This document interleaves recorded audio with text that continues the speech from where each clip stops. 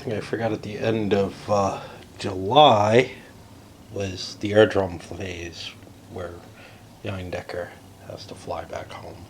With a range of 2, this isn't a bad place for it, so let's go there. Hitting the diplomacy phase, and I have to kind of think about the rest of the turn here.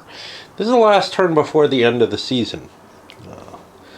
And, oh geez, look at how far this is and how weak the Entente one is.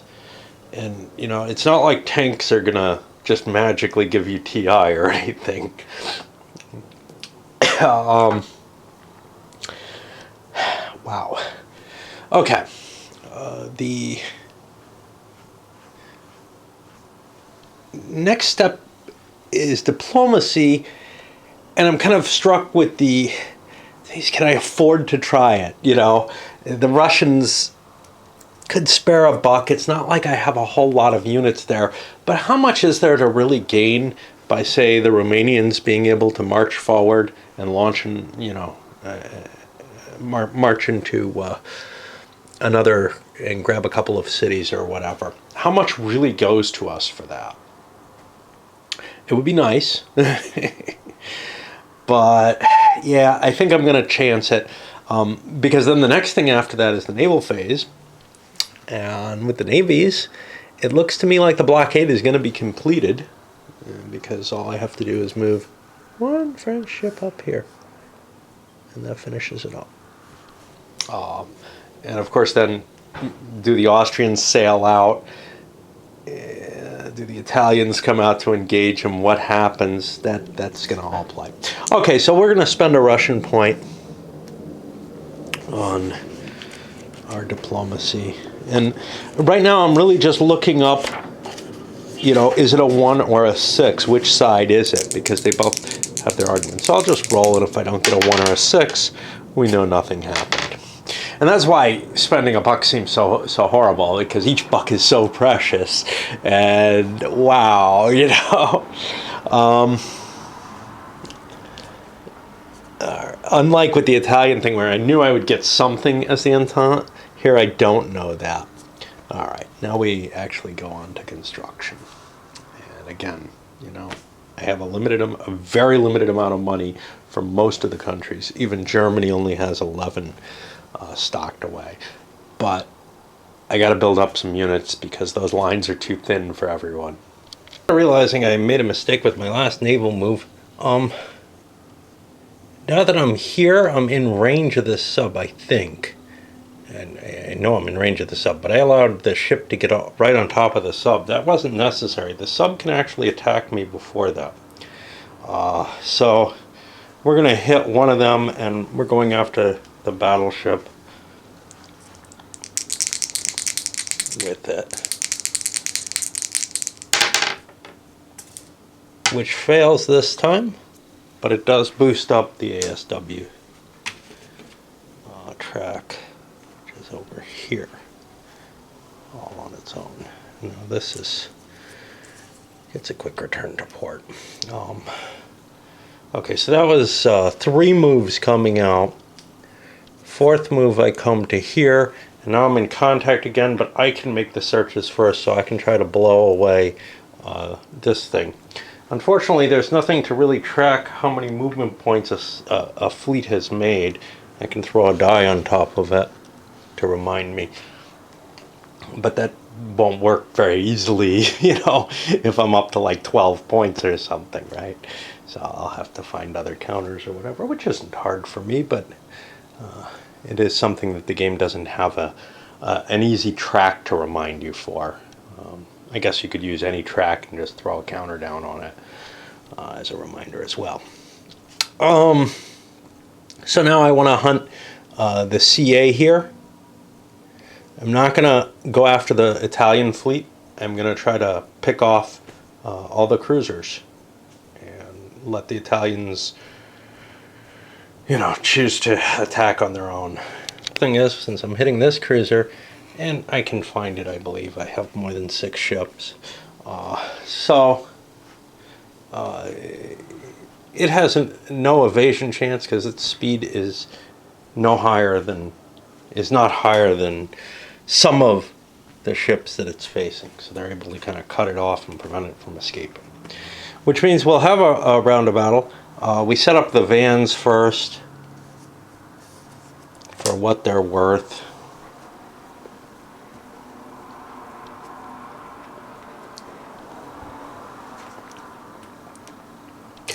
Now my different colored dice aren't available, so I gotta steal that movement point counter. And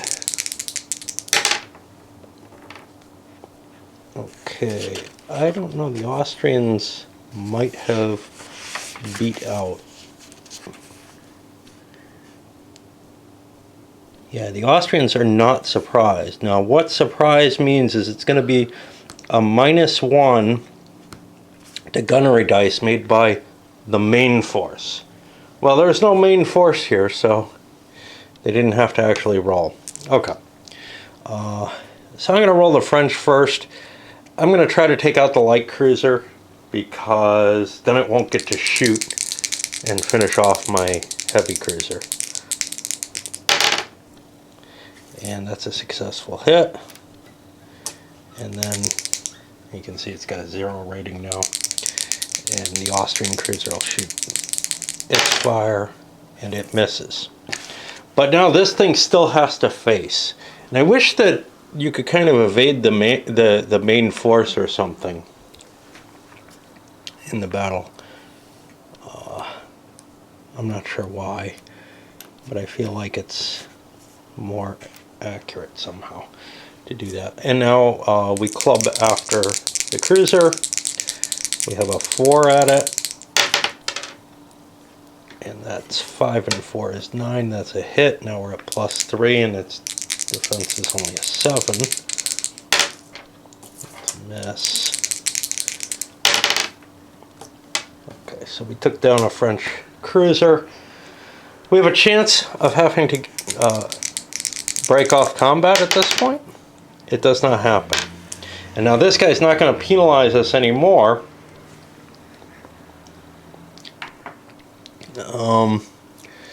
Whether or not I want him in the battle line is kind of iffy. Am I allowed? I believe I'm allowed to declare that he runs.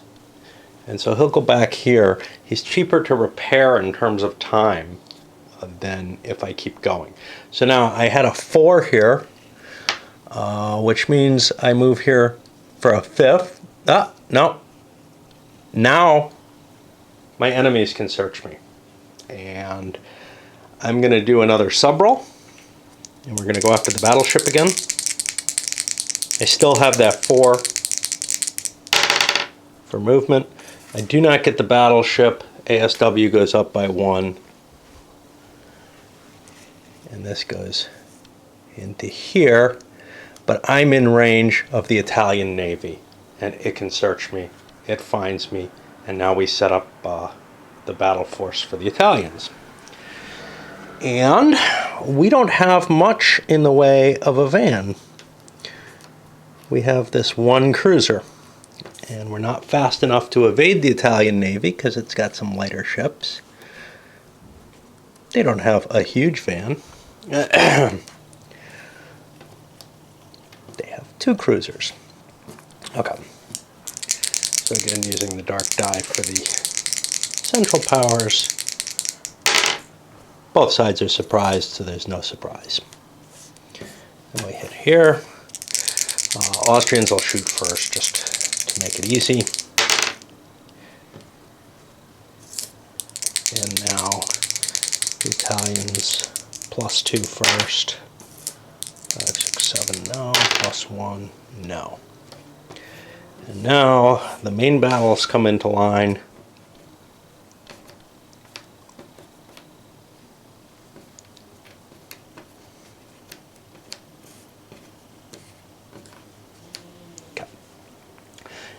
And the 2 battleships go first. Well, here's where shooting below your class makes a lot of sense because you can prevent a later shot.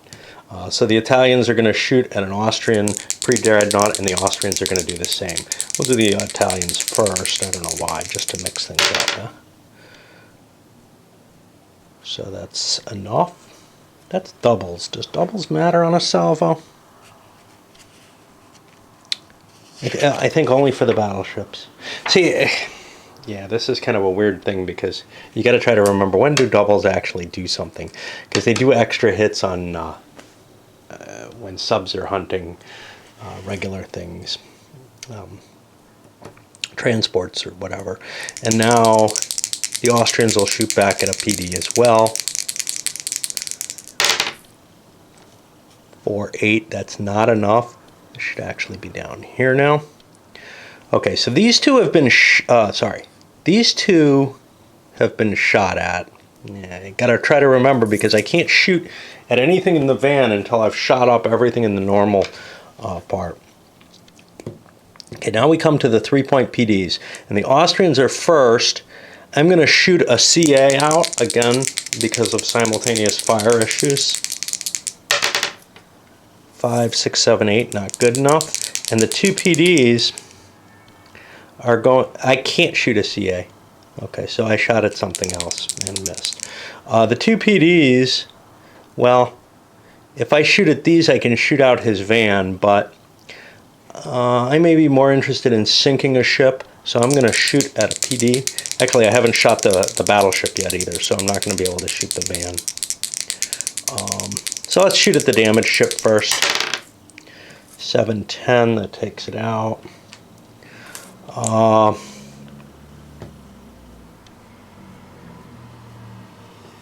Put a shot on the weaker PD.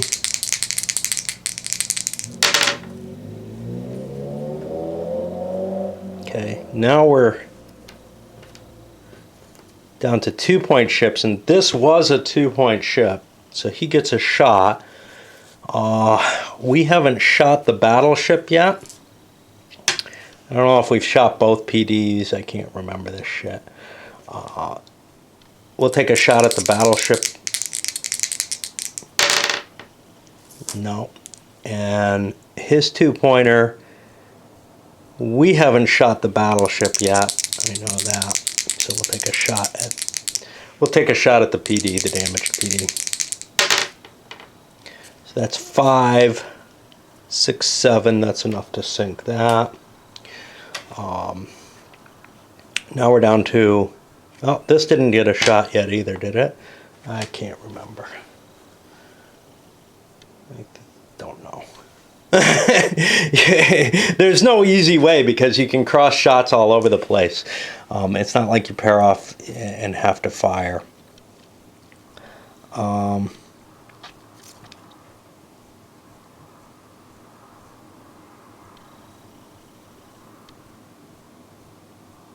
So I got no idea.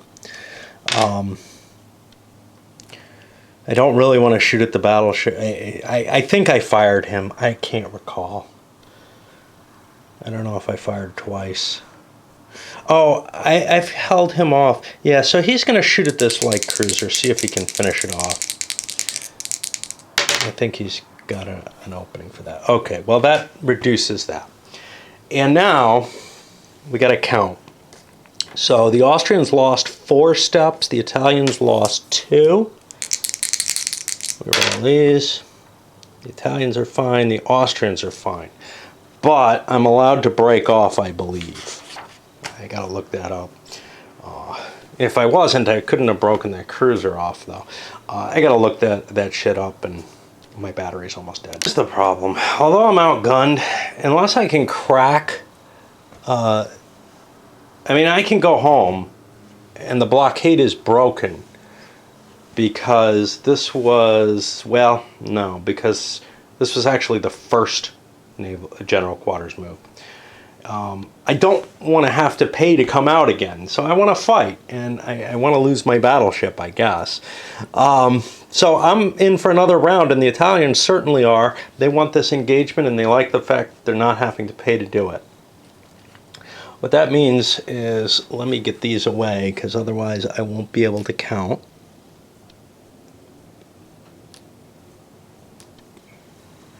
And I got to be careful because the British ships look exactly the same as the Austrians under my light. And of course the Italians look the same as the Germans. Really bad color scheme choices in my opinion. I mean, I have iffy eyes, but okay. So I believe we start over again with such ships could even participate in the same GQ phase. What happens here?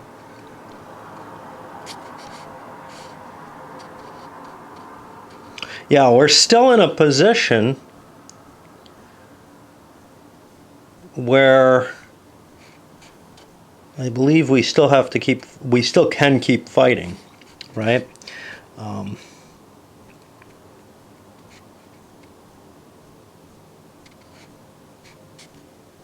See, it's funny because they spell out the mandatory return to port here and then again here. I hate when rules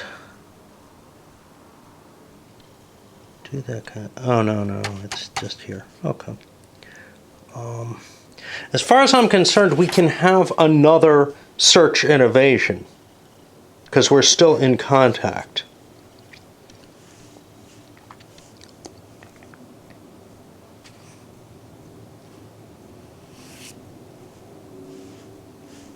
No.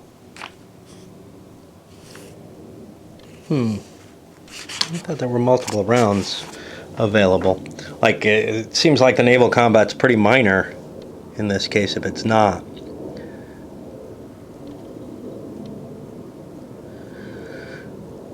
Units which are now required to conduct a mandatory return to port still have movement points, can continue naval movement, and even engage in further naval combat. Well, we've got more naval combat available, so I guess this engagement just stopped. Now, you can search for each other only once per GQ subphase.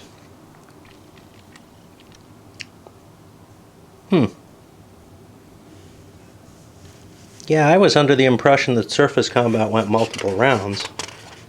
So I think it did not. Wow. You really can't bring on a big naval battle here. All right, well, so the Italians are back in their box because they have nowhere they can go. And the Austrians will continue, I suppose. We'll move another space and try to knock out, I don't know, a French cruiser, I guess. I'm really disturbed by this. I feel like, you know, we had our engagement great, and neither side got driven off, and now neither of us can... Oh, no, right? Yeah, no, you can only search once per phase. I gotta keep reading this because maybe there's something hidden in here that allows for multiple rounds of combat, because that's the impression I got. Let's see it. There's no... I've written the errata in here already. So there was no errata on that, and I'm not going to start reading through the damn example. If the rules aren't in the rule book, screw it. You know, I mean, I skimmed those to try to get an idea, but... and the way this is written out, it looks like between this and the search criteria, there can be no more contact between these two units. They've fought their one round. So now we go forward and we're going to start smacking other ships. Now, I don't have very many ships left, so my search factor's only a 4 at this point, essentially. Let me just see how this is done. I declare the naval force as the target. I roll a die. I subtract the number of units in the searching force, so -3, and I have to get less than a 1. I do not get less than a 1 on this unit, and I'll try on this one. And I again do not get less than a 1 on that unit. So I'm unable to find either of the blockading units. I'm going to halt my movement there.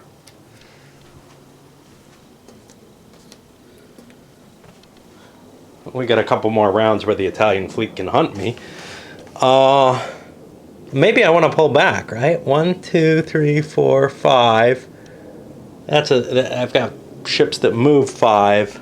No, yeah, I got ships that move 5. Yeah, I'll pull back a little bit. So that's my 6th move, and now I've got some overage, which means that I could be stopped. And I am stopped there. Okay. Now, I could bring my subs together and launch an attack, but that doesn't strike me as terribly valuable. So now, okay, that was the 2nd general quarters. And each general quarter phase, each side can only search for each other once, which means the Italians aren't going to get a counterattack here because I'm in the same general quarters phase. Which means what? Well, it means if I sail out the Italian fleet, whatever that is, it can't be searched for, and these things can't be searched for. Now, if changes through loss or gains of units are the same, count as the same thing, all I have to do is send one of these cruisers out, and we got the blockade in place. And the Austrians were unable to stop it. Because I can't search for this, because it's part of this, or this. And it's that simple. So the blockade holds anyway, and we failed and kind of took a loss of ships. But we'll see if we can break it up next turn. At least that's how I read the naval rules, and that's very unsatisfactory to me. How that worked out. I find the naval rules clunky. They usually are in these games. But at least this doesn't allow you the huge advantage the German Navy has in La Grande Guerre. That much I can say for it. Stalemate here as we're hitting what really is the strength of Joffre's line, but I'm bombarding Verdun. This is really just an attritional situation over there. I don't terribly need to advance in France, but I do need to advance in Russia. And Ludendorff got himself sacked attacking this space, where all he caused was a resource point. He caused 2 national will losses for the Germans. The Austrians pushed forward here out of Przemysl, but they lost a better unit than the Russians did in the casualty trade-off. But they got a good roll, They can't complain too much about it. It's just that's part of the pain in the game, right? So now I don't know what the Allies can possibly do. For reduced to just 1 unit, gets hit with a breakthrough actually. He was unable to bring his reinforcement in, and he loses the hex. But with just 1 unit, it means that an incredible die roll doesn't cause a demoralization. It means that the Germans don't get a TI off of it, but they get the hex, and it is a hex they kind of want. It provides them with a different direction at Verdun, but it's still covered by the river line, if you look in there. So nothing great there. And the Germans spent 1 of their $2. I don't think they can afford another one on an east front attack. The Austrians, I believe, it's so hard for me to read these things, but yeah, here's the Austrian RPs. The counter's really, really poorly differentiated. The ones on the track. Given that they all share the same track, man, they look too much the same. These pastel color flags, they just don't do it. Anyway, the Austrians aren't going to be able to launch any attacks, so we're not going to see much happening. And obviously the Entente doesn't have many points either. It's not like they're sitting on anything here. Those are British. They get a couple of points of French points. They may be able to regain some territory with that. And the French and Italians bleed themselves down to 0 points because the Germans were pretty low, and maybe we could drop them, or the Austrians actually. My attacks were made. I made one attack against the Germans here, knocked them down to just the siege engine, or siege guns, but, you know, that doesn't really matter. I took losses doing it, so, you know, you're going to take losses no matter what. But here, the Italians and French launched attacks up here, used up the rest of their points because the Austrians had no points, so they couldn't, you know, just spend a resource point. It didn't turn out that way, and they didn't really gain anything, except I got my TI a little higher. And over with the Russians, no points, no attacks, right? No problems. The Germans don't have to move their Eindecker because it's sitting over their territory now, and everything is in supply. So we are going to be moving into the next season, and more counters I won't be able to build. I don't mind that the Russians can't build their entire force pool because they never got up to full mobilization, but boy does it really kind of irk me to see the force pools grow. And this, like I said, it's the same problem I see in La Grande Guerre. And I don't know if it's something about me and the way I play, or if I'm missing a rule and misplaying it, but I honestly do not see how, you know, how you can justify less attacks than I make and still be trying to win the war, you know. Now, granted, I'll give you this much. This has boosted up pretty high. So the Germans have been making a lot of attacks, but I don't know that that's not to their advantage to boost this up.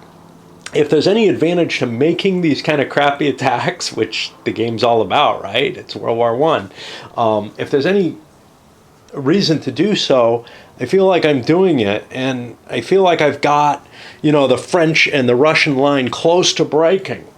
So the only thing that I might be doing wrong is if I'm being too aggressive with the Germans, but it's something I feel they should be, you know, that they should be wearing down enemies who are close to cracking. Especially given that I don't want Russia to go into collapse, and I don't want to get within 3 hexes of Paris because of the silly Britain rules. But I don't think that's affecting any of this. And I honestly think that the level of attacks I'm making feels appropriate, except for the fact that I don't have an army. You know, if the army built up more quickly, now the German army could have built up more quickly, but I ran out of points anyway, right? So I'm kind of guessing the right balance for them. And if anything, I may be building too much stuff up for the other allies because they're running out of points and getting to the point where, you know, they may have to be forced to choose to lose real units rather than replacement points when they would be given that option. So this is giving me that same kind of funny taste in my mouth that it's just not right. Anyway, we'll add all these extra counters over there. I really have to get things into the counter tray, but the problem is I don't have space on the table. And once Turkey's in the game, wow, this whole extra table that I'm kind of using over here goes away, and I may have to throw up another table or grab that chair to hold counter trays or something. Always, kind of choices that I don't like to make because I've been using the board. You know, most of Italy's not here. I can throw the card here when I'm attacking in the east, and that's just really a matter of my table choices. Cutting it a little close here, but it's a small room. I don't like eating it up with too many tables. Seasonal interface. Every time I contemplate moving the replacement force pools into a counter tray, I'm negated from that decision by the idea that this is going to actually take up more than one counter tray. Not a big deal in and of itself, but it's also going to be very difficult to to have the units parsed out properly. So for example, I've got to make sure to have my 3 points, 2 points, and 1 point units separated, but I have to be able to see the Caucasus, the mountain units, as being separate from the other 2 point units, because if I choose to build a mountain unit, I want to have one, not have to paw through and see, is there one there? So that's one aspect of it. And then of course the zeros for countries that have those have to also be in their own bin. So right there, taking up 1, 2, 3, 4 bins, plus I have to consider how I'm going to see those others. Now, what I immediately started to do was put the 3, the mines, and the Caucasus together in a bin, and then I realized, those 2 point units are kind of out of place. They're much easier to access this way, and it's just really a logistical nightmare when I start trying to consider that. On the other hand, I've got a clutter nightmare on my table right now, which especially for the Russians is pretty bad. But the other countries have big piles too, and it's just getting painful there. And a lot of that has to do with I can't build them all. The Austrian blockade takes place, and they're going to lose 2 points for that. I've been reducing points in order. I haven't gotten to demoralization yet, but everything else I've taken care of. The increase due to territory, etc. So the Austrians lose 2. Now, that's painful, but you can see it gets ridiculous. If we make it to 1919 somehow, Germany basically has no economy at that point anymore if they end up blockaded. Now, this is funny because the Brits are prepared to launch not just as big a blockade as they did right away. It took them some time to develop the blockade so that it was more effective. But also, the Germans are assumed to have run out of materials that they otherwise were able to ship in. And the reason the German industry collapsed so much was not merely, the quality of the blockade, but the fact that stockpiled materials were being used up, and that takes away some of the aspect of that, but that's okay. I expect certain things to be abstracted. It's just things like that catch in my craw and they disturb me. Also, okay, I don't mind the Austrian blockade at this point having some effect, but if Germany is not blockaded and Austria is, the points should not get as severe as they do for Austria. In fact, materials would start shipping in through Germany, and even food supplies and such not, as long as the French aren't able to throw a blockade in place, given that England's not being allowed in the war here.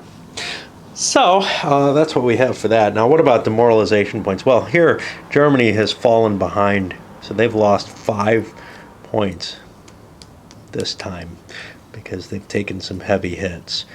Meanwhile, the Russians are still only at 4. They really haven't been being hurt. And the French are only at 2. Now, I gave money to France again because there's nothing preventing it from getting through the Danish Straits here. Or Murmansk, for that matter, so it's not that big a deal. But there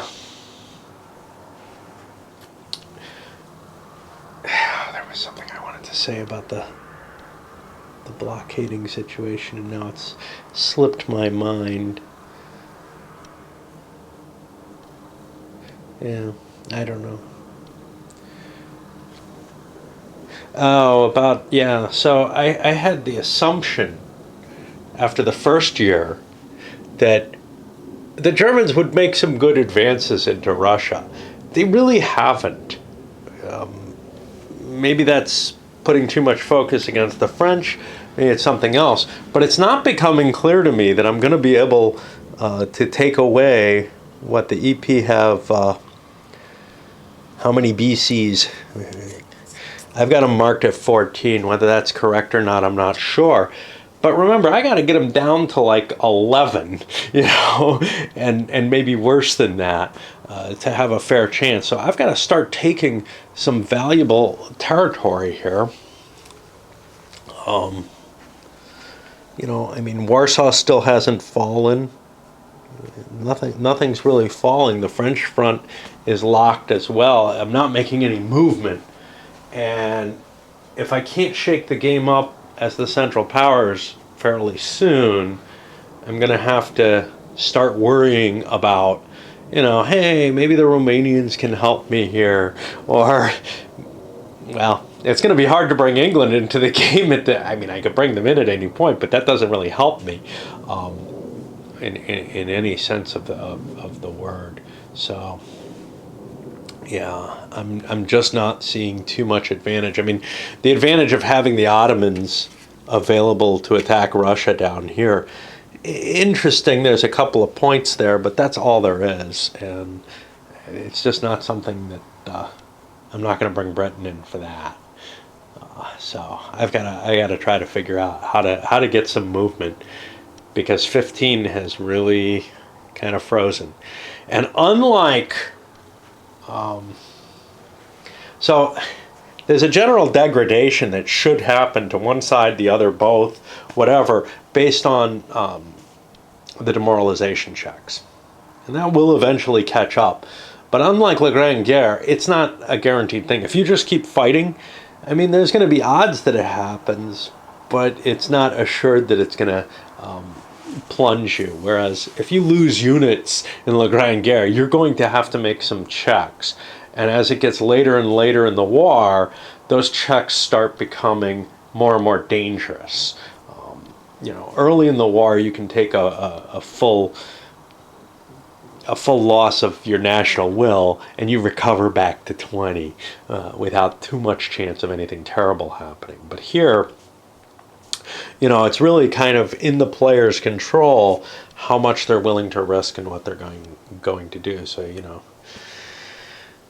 you may be faced with hard choices, though, like, gee, I can't afford to lose another unit, or else my front's going to collapse and I'm going to start losing interior fortresses or something.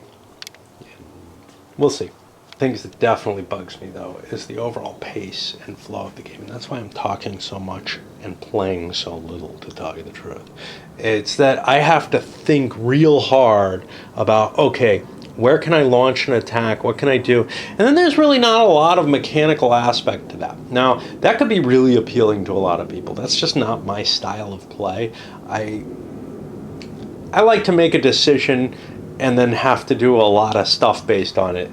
And when I go in to do my thinking, I want it to be a fairly short thing and then trigger some actions that I take.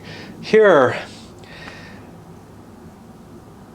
it's not just the thinking, because I have to investigate all along the front, figure out what I'm going to do. And then the actual attack is a fairly simple die roll, and I don't have a lot of them in a turn.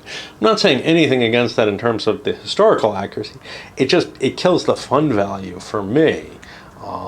I don't like to spend too much of my time contemplating what I'm going to do and then not doing it, which is why things like Great Battles of History appeal to me, but La Grande Guerre does. Now, you could say, well, you kind of have that same kind of feeling in, say, SPI's World War I, and I'll agree with you there. You're kind of sitting there saying, you're agonizing over, can I make an attack, should I make an attack, and then you make it. But it's a much, much smaller game in terms of the scope, the footprint that it takes, and the amount of those places where you have to make those decisions. Usually it's pretty simple, at least by this point in my life, and maybe in terms of experience with the game. In this one, I don't have that much experience, like none. So, the decisions are kind of harder and not as automatic. I can't just make the decision of, all right, well, the Germans aren't going to attack on the West Front because I don't want to expend resources on that. That's a very easy decision to make in World War I. There's no real reason to, the SPI game, there's no real reason to go otherwise. But here I'm having to agonize over, can I find an attack on this front? Do I really want to? Well, I kind of want to drive my TI up, so I kind of want to attack wherever I can. And I've got forces situated on the west front. Yeah. All right. Indeed, gonna plan on using that interior lines. I'm gonna try to make a major assault on Verdun because the French are very weak at this point. They don't have any reinforcements coming this turn, and if I can get 2 artillery there, maybe I'll get a bonus in terms of knocking the fort down. The 2nd artillery isn't going to really help me in terms of the battle itself, but with air power, with a leader where the French don't have their leader on the board yet, they're going to have to, because they lost Joffre last turn, just in terms of location, they have to actually schedule him for next turn. So I've got this incredible advantage right now, and only right now, to hurt the French a little bit. I have put some forces over on the east front, though, because that's where I want to make my main gains, and we'll quite possibly. We only do the interior lines once per year, but yeah, once maybe we get some successes on the French front, then we can turn against the Russians in more detail. Fleet is an issue. Repairs, I think I'm going to try to repair this Austrian fleet. So that's kind of a funky thing. That's going to cost me $2 to repair. I don't have a lot of Austrian money. Shit. You know, I don't know if I can afford it. You know, I mean, I really don't. I wish I had some interior fortresses. Trieste I could dismantle and get a couple bucks off of it. I could reduce it a level. And it looks like it's pretty safe right now, but I just don't feel like it's that safe. So I may actually send this ship out and have it join my main fleet to help fight there. So, because I just can't build the units. Now, one of the problems with building your units early when you have a lot of money in the season, is that yes, you have the most flexibility, etc., but then you don't have the chance to throw them in as quick defenses when things get ugly. So there's kind of a reason to withhold your money and not slap it all down at once. The French ended up in a really ugly situation where I didn't feel like I could buy more units or repair their fortress or whatever, and that's what's putting them in a position where maybe Verdun's going to actually fall here. The French are building a plane because they really can't deal with the Eindecker just having absolute control, and that sucker, as you can see, is flying over Verdun now. I don't know about doing the interior lines because I get the +1 bonus from the artillery no matter what, and it seems like if I gain any ground against the Russians, I'm gonna want the guns over there too. So yeah, over here it looks like the Austrians are being intercepted by the Italians again. Now, the problem with that is the Italians don't have a van. The Austrians do. Now, if the Austrians get surprised, it doesn't mean a lot. The vans don't engage then. But when the main battle fleet's engaged, the Austrians will be essentially at a bonus because the Italian gunpowder fire ability will be reduced. So, if I roll I think a 1 or a 2, but I've got to look at the rules for a 2 because, well, that's not going to be surprise. So we'll line up and do the battle. I've done a couple of naval battles. I don't want to go into detail on them again. They're kind of dull to play out. If I'm doing something wrong, let me know. But the effect of it all is that the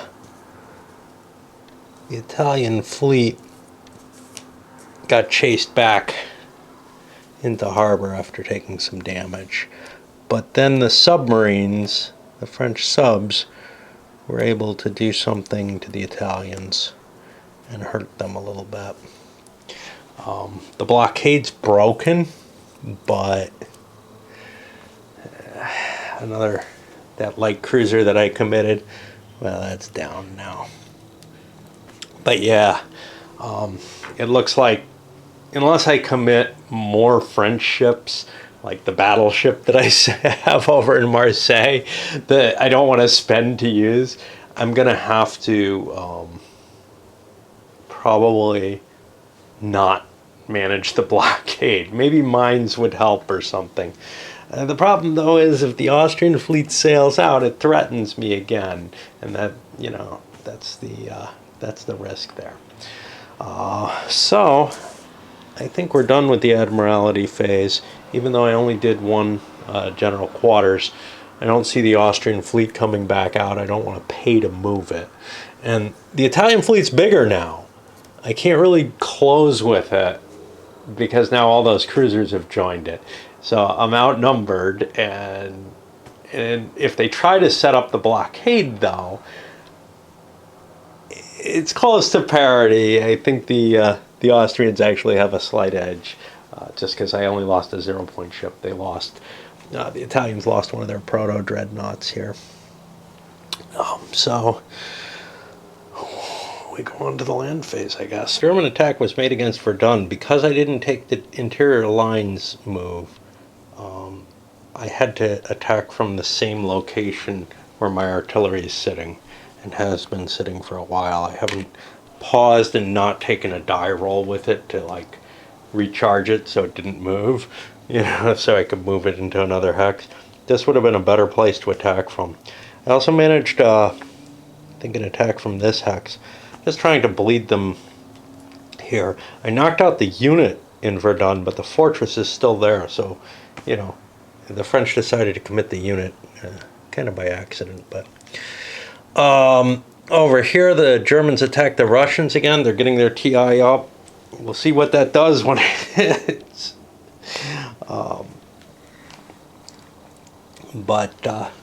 Yeah, so far we don't have it yet. And I don't really want to make too many attacks. So we'll hand things over to the Entente. Starting to look a lot uglier for the Entente. Although the Italians managed to drive Conrad out of here, destroy the fortress. They didn't get rid of him completely, but I used the fortress as my defensive unit, and now it's gone. Because I didn't think to buy it back. I have to buy this one back this turn. This one's not that big a deal, but it is a population center. Verdun. You can see I got a double arrow going in there, and I've got it down to reduced. It's becoming really, really hard for the French to defend this little spur sticking out. So the Germans managed to do a lot of damage there, and they got a good roll. And that's why another great roll was over here where we took Warsaw. And we managed a good enough roll that we dropped Russian morale by 2 points over here. They're struggling with that. One for taking Warsaw, one for the battle itself. It does thin out the German line, but the Russians are looking weaker and weaker by the moment. And the only real question is there anything left for the Entente to do? I've got, I think, one attack per season with the Serbs. They might do one. I might wait till next turn. And the September turn ends with some repositioning. I've got more troops coming in, so I might be able to hold Verdun. Plus, I can spend to recover to repair it. So, also, if I have forces, I can push against this. I've moved the plane back. It's no longer patrolling over there. The plane's a weird sort of thing, because you feel like planes should be kind of more mobile than they are. I'm not so sure, but even in World War I, moving from one aerodrome to another to concentrate seems like a sensible thing. Over the course of a month, you have to leave your plane in the same place. Now, the granularity of the turns is by the fortnight. So it makes sense that your planes would engage over an area for a fortnight, for the first fortnight, but then they stay over that area for the second one, which feels a little artificial to me. Maybe planes were getting wiped out too quickly, I don't know, or were too powerful if you could move them around. I used up the, on the first attack, the infrastructure that I built there. I don't know, but it wouldn't have done me any good unless I'm taking Verdun, I mean, once I take Verdun, it's not going to mean anything, that infrastructure, so I kind of wanted to try to take Verdun. That's why I put it there. Over here, the Russians did a horrible counterattack on Warsaw. They don't really get anything for getting it back. except that I have to try to remember that they don't lose anything when it gets lost again. I think, I hope. The way the rules are worded, it's not obvious, but that's certainly how I would play it. But they took a potential morale loss. They lost a couple of counters. Basically, they got the worst possible result that you can get, this 3-0. And it really kind of wiped their line out pretty heavily. Which means we're going into October. And we'll see what we can do from there. Nice sunrises. I don't think the colors come through on the camera, though. During October, the problem of the Entente diplomacy comes up again. I have a bonus towards getting Bulgaria into the war because I own Salonika, which I could offer to them, which means that I'd be making an offer of 2 points to the single point that the Central Powers could offer. But Bulgaria doesn't have a very big army, and that calls Romania into play. So you can see here's the Bulgarian army, here's the Romanian army. The Romanian army is not very good, but it's a lot of pieces, and pieces are pretty important. And on the other hand, with the Romanians, I'm not far from being able... So right now, Romania can be offered this and this by the Central Powers, and I can offer these two as the Entente. But I'm not far from taking, something Polish city. Czernowicz. Okay. And, you know, if that were to fall, this would become a situation where Romania would only be able to join the Entente because a 1-point difference is sufficient. I think, unless landings matter to Romania, which I'll find out kind of, as a surprise, but because the British landings are a penalty for a number of countries. So it's kind of tough to spend the point for that when I could get an advantage at some point. However, I am kind of afraid of what the Germans did last turn, for whatever reason. I've been thinking about the turns, and I'm beginning to think that the game probably would be better off, instead of monthly turns, to split the turns up into the fortnights. The problem with this, because my first thought is, okay, well, the air missions, we already discussed that last time. The naval, too.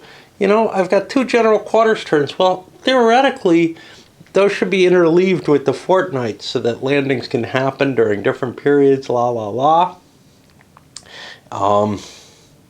It's possible to throw reinforcements into the landings, but anyway, that's just, where I'm thinking on that. And then I realize, the problem is that they've taken what they intended to be the primary flavor of the game is by the fortnight and created our artificial boundaries. Now, there's always going to be artificial boundaries in terms, but ones that don't align with one another. So the fortnights end up not aligning with the supply system, the checks for that, and all kinds of different things that aren't in sync with what really is the core, both for naval and for land, time period that's under play. So there's something very odd going on when you make that kind of choice. And it almost always introduces a discontinuity, at least in my mind, when you start screwing with time that way. On the other hand, would you lose anything? I don't know. Is it that big a deal if you could construct units each fortnight instead of each month? I don't think so. You still have the same limit of points, Is it that big a deal if there were maybe more dogfights? No. The planes are either going to be where they're going to fight or they're not, And if they move to where they're going to fight, it wouldn't really make much difference. So I really think that there was something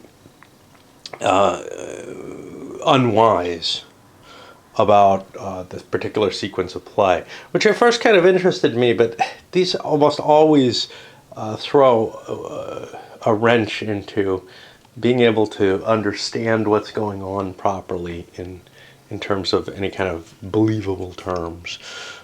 Anyway. Construction, I guess. To pretty much plan what my attacks are going to be as, you know, whichever side. And although the Germans made some grounds against Verdun, the fortress has been rebuilt and there's forces there. And I don't feel like whatever opportunity I had last turn to face the French down there is still present. I probably still want to keep bombing it with my siege gun just because if I do damage, it costs the French something. It's not like my siege guns are doing me a hell of a lot over on the East Front. On the other hand, if I could move my siege guns, they're a valuable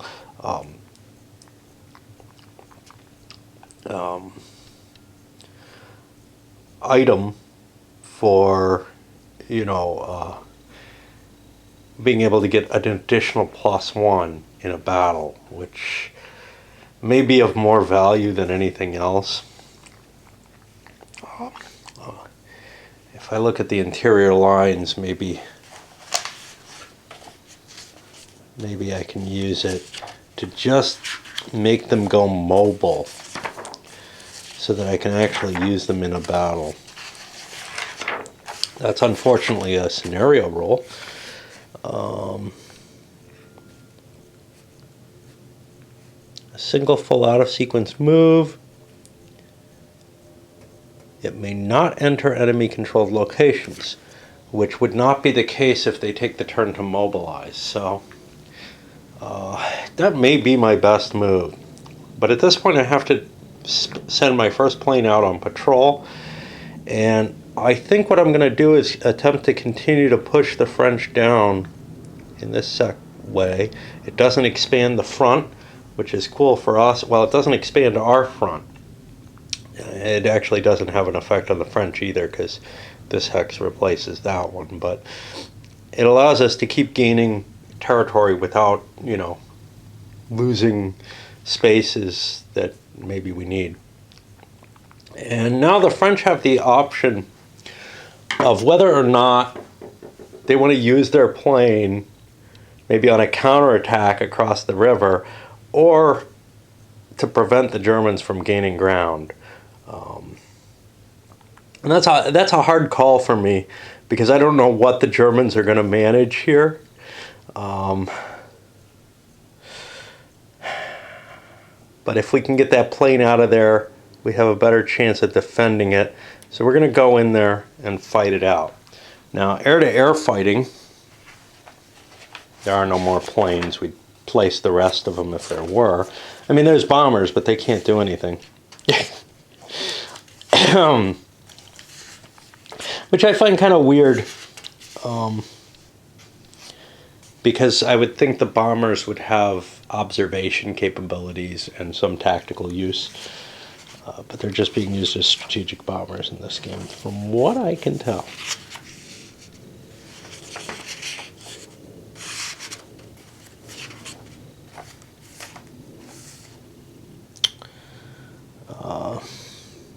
Yeah, just fighters get moved. So our dogfight is going to be, we pair off fighters.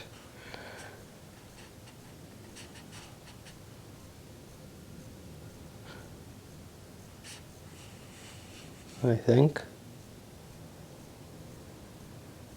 And pair each leader. No, we pair air leaders with fighters.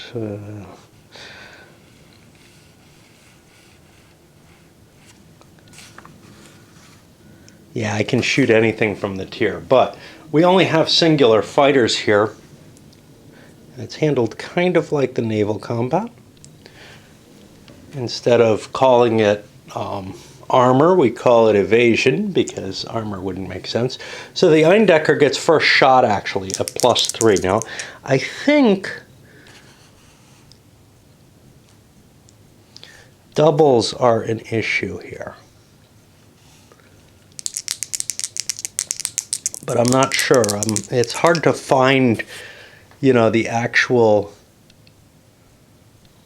results because everything's not headered as it would be. There's a good numbering system, but I don't know, maybe it's the size of the text or something. It makes it hard for me to scan. I'm used to my SPI rolls, but implement all results, a hit. Well, where does it tell me what a hit is, you know? This is what I hate about modern rules. I find it so hard to find what's going on. Yeah, I don't see anything about doubles here. It's hard. It's so annoying because some of the rules have these weird doubles things and some don't, but okay, 6 plus 3 is 9. I have hit the French plane. Now, somewhere, I remember something about planes having to break off after they were hit. And I can't find that either. So I'm going to have to go away and try to find this rule.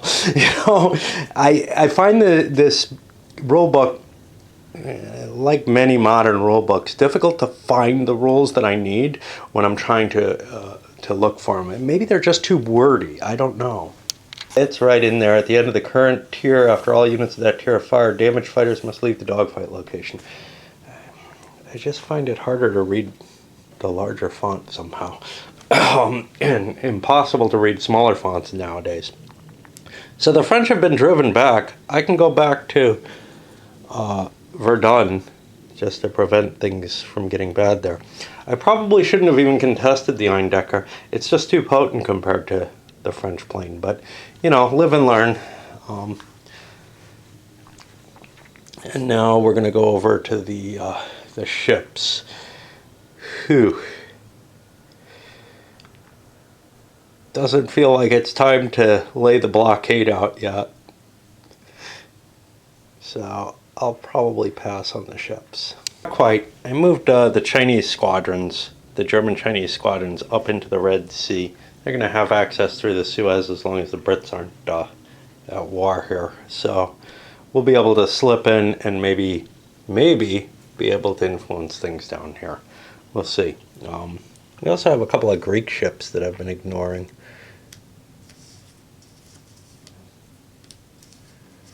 I'm kind of afraid to do anything with them, but I can move them to Athens where they'll be protected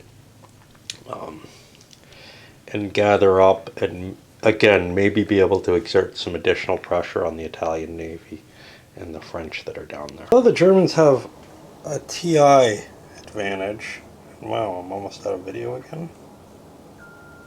Didn't I just load one up? Jesus, maybe I didn't delete everything. I don't know where. They have a potential of a TI advantage. I'm launching an attack against here, and we see the advantage of a huge force hitting a small force. Now, I don't get any TI benefit moving forward. I do get the roll to see if I get to use it. I did not. I needed a 1. But I managed a high enough roll, a 7 with like +5 on it, that I get a breakthrough in this space. Now, a breakthrough gives me much of the advantages of a TI anyway. Although it cost me more to attack than it cost the defender. The defender lost 1 unit. I lost 2 replacement points. About the same. But the breakthrough means that I don't have to stop moving or entrench or anything like that. Which means I can continue on into another space.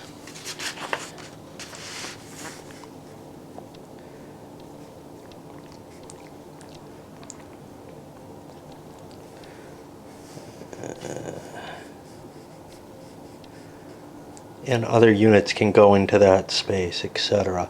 So that's kind of an interesting facet where I can continue the attack out of there. Not everything has the full movement allowance, so a couple of my bonuses, the airplane has got to stay there obviously, and the artillery is going to be out of movement because I moved it from here. Had I done an attack and gotten the TI advantage into here, that would have been kind of interesting because then I could keep slamming into it and I could finish Verdun off. But I don't think that's... I don't think my TI is high enough. I'm hoping... It's hard to find places where I can attack and get a point towards it other than the Italian front, because everything's so spread out, so technology is not going to increase. But throwing a big wad of troops in seems to have a similar effect. The problem with that theory is I think I moved out of here 1, 2, 3, picking up the artillery, the leader, etc. So I don't think I have any more movement for anything. I'm not positive, but that's what it feels like to me. It's hard to keep track of those things. This is the problem with games with continuous movement and combat mixed in. We had it with the naval, where it was even worse because you could get paused in the midst of you could get paused in the midst of a large movement allowance. You've got 4 times the radius here, and these guys only have up to maybe 3, 4 for the cav, so that's not such a big deal. But obviously I'm going to have to fill in the gap here. I think putting 2 units in is wise. I've got these weaknesses here, but the French just really don't have any capability to attack. And now, unless I find 2 corps to hit somehow, I'm just not going to be able to increment this very much. And this is sort of the last turn. Winter comes. I probably don't want to continue a winter offensive. Germans actually got a successful TI attack here. I shouldn't have done this first. What I should have done first was the attack by Conrad that actually boosted my chances for that. This did not get a TI, so I chose not to take an attrition loss instead of taking a real unit. I feel like I can rebuild my units pretty easily right now as the Austrians. They haven't been fighting very much. I don't think I have an attack up here, but I got to make sure. But yeah, we're seeing some real budging where the Entente line is just too weak. It's been stretched too hard, and mainly because the Germans have had extra points, and now they deployed them as units where there isn't going to be likely a lot of fighting. We're here in late autumn, and I have a lot of points left to finish up the October turn, and then when we hit November, there's probably not going to be any attacks by anyone. It's just too expensive to attack in bad weather. It's the French with this really interesting situation. If I spread my forces just a little bit thinner, I can make an attack here and maybe cut the supply to these 2. But just a little bit thinner is pretty damn thin. Right now, I've got a couple of excess units up here in the mountains, which I could shift. But other than that, it's going to be really, really tight. But I see the possibility of filling this gap in and launching an attack, cutting off a couple of German units. It probably means that the Germans will come back and, be able to hit this space or something. But at least I'm kind of shaking up a situation that looks like it's just deteriorating terribly for the French. One feels itself in a very, very scary position because they've been trying to boost this, but in doing so, they're costing themselves something. So we made the French attack. That got us 1. The Italians made an attack over here. That's probably pretty safe, although the Austrian attack up in the mountains here is threatening to open up a path into, the Po Valley here. Over here, the Russians had to tighten their lineup, and in doing so, they gave up some ground. Now, this is the kind of,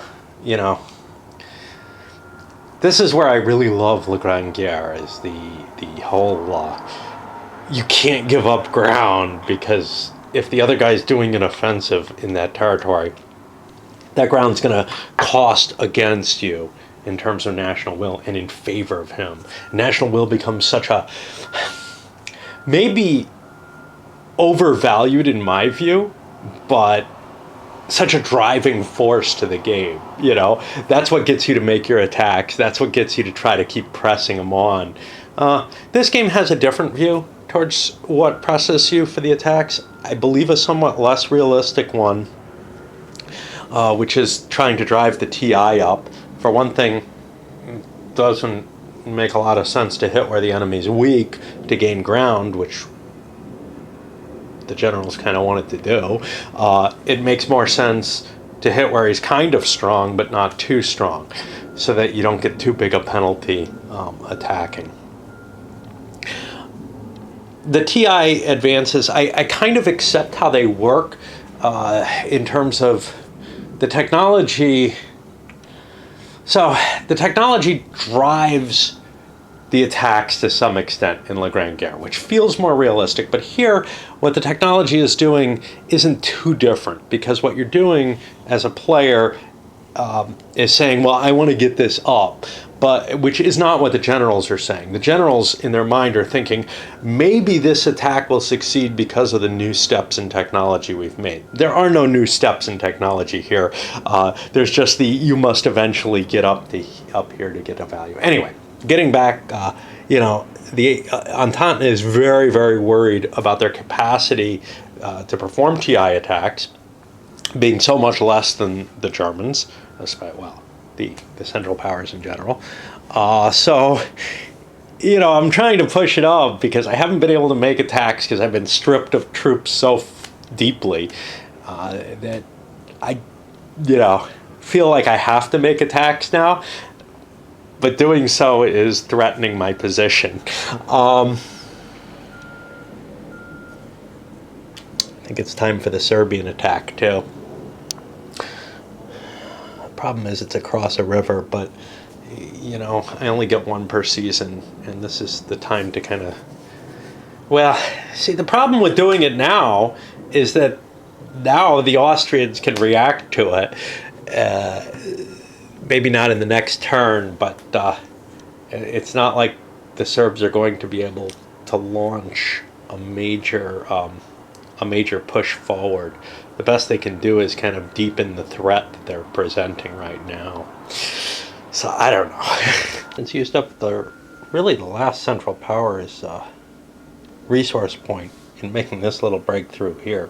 It was with a TI attack, and you can see they're threatening the entire Russian front at this point. So Russia has to think real hard about what they're going to do about this. It probably means an abandonment of some of the territory they're holding. The real danger is this fortress right here. This guy's out of supply, so he's going to suffer some problems. The fortress itself, I think, is immune from supply issues, but the core inside of it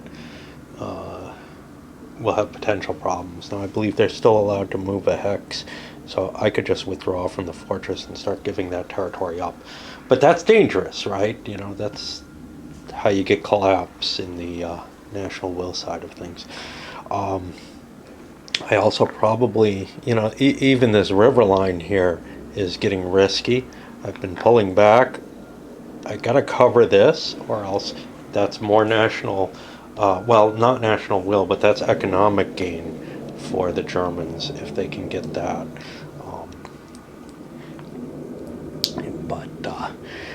It's also degrading, the strength of the Russian line. So we may see a big fallback.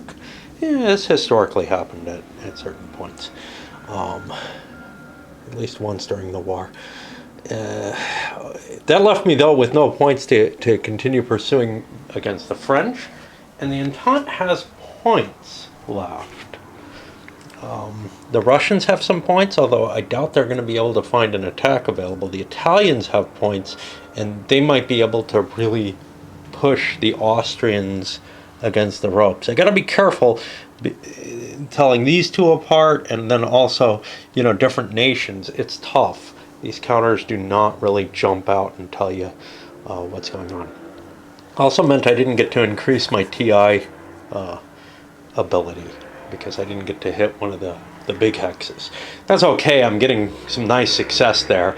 Like I said, the Russian front looks like it's collapsing at this point. So, and I didn't build that many Russian units, trying to save enough money that I could make some offensives or something, but that's not going to happen anyway.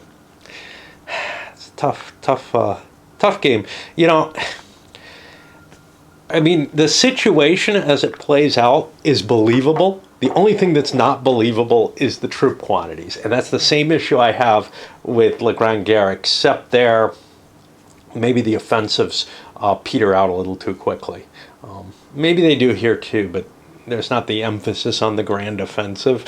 So, it doesn't feel like you have to just keep smashing to try to get a certain location in the way that historically was done. It feels like that's all being abstracted away in some sort of way.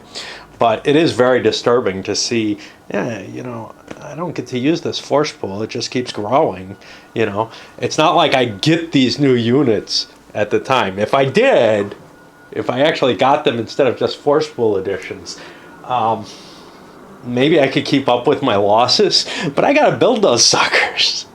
The Russian front, I was wrong. Units lose 1 point off their movement allowance. Well, these guys are entrenched. They're not going to be able to move into here. I could mobilize them, but I think there's a better chance of me saving him by launching an attack.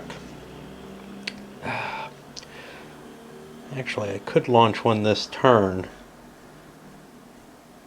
because this is a mobile unit. I think it's worth doing. This is pretty major. So I've been misplaying the supply rolls, and I started to suspect something, and that's why I looked for it. Well, this wouldn't count because this is Central Powers Control. But here's the problem.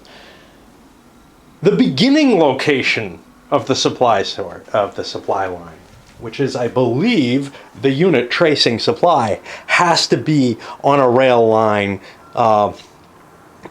friendly rail line infrastructure marker or population center. I believe that's the way, because it begins in the tracing unit's location or in a location adjacent. Okay, that's why. All right. I was going to say, my God, if you can only have units that are sitting on a rail line, you're not going to see this linear, entrenchment formation. People are just going to stay right along the rail lines in their big stacks like they were early in the game. There's no point in trying to fight out anything like World War I if that was the case. Phew. The wording of that bothered me earlier too, and that's why it's like, wow. Okay, so the Russians are still going to be out of supply. They managed to destroy the German unit because he had no replacement points, so it was easy. However, they lost their own big unit, and this is still not going to be an in-supply hex. So we see the lines beginning to, shorten as the Russians fall back further and further. I still have to decide whether or not I have an Italian attack available or want to make one. I can make one here into the mountains, and I think I will,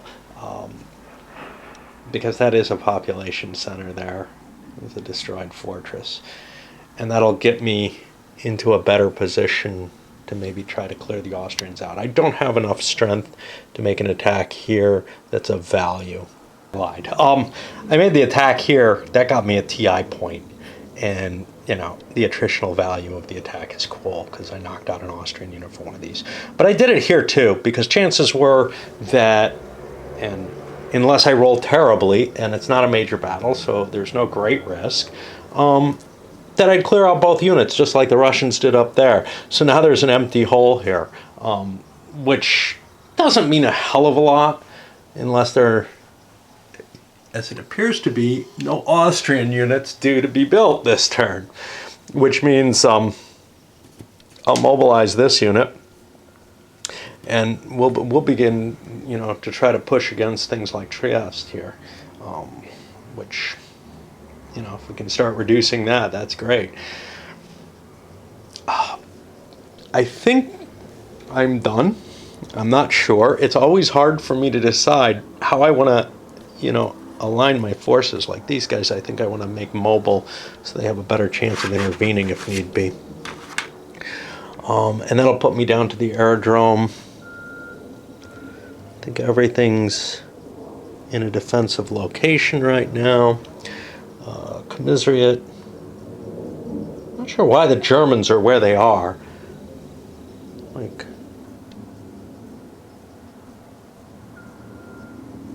I think they should be here, but I'm not going to worry about it. Commissariat, that's where we have our check on the supply. And the consequences are listed here. During commissariat, it must roll less than its effectiveness score on a d6 to avoid elimination. And our effectiveness is a 2, so we're probably losing that unit.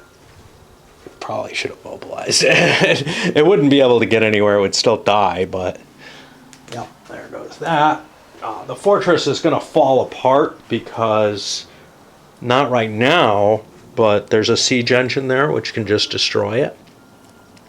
So, you know, and that's an interior fortress, so once it's actually captured, the Germans or the Russians lose another point of morale there. Oh, and there's no chance of revolution or anything. So, I guess we move on to the November turn and winter, when things get a lot quieter, and we're going to load this one up.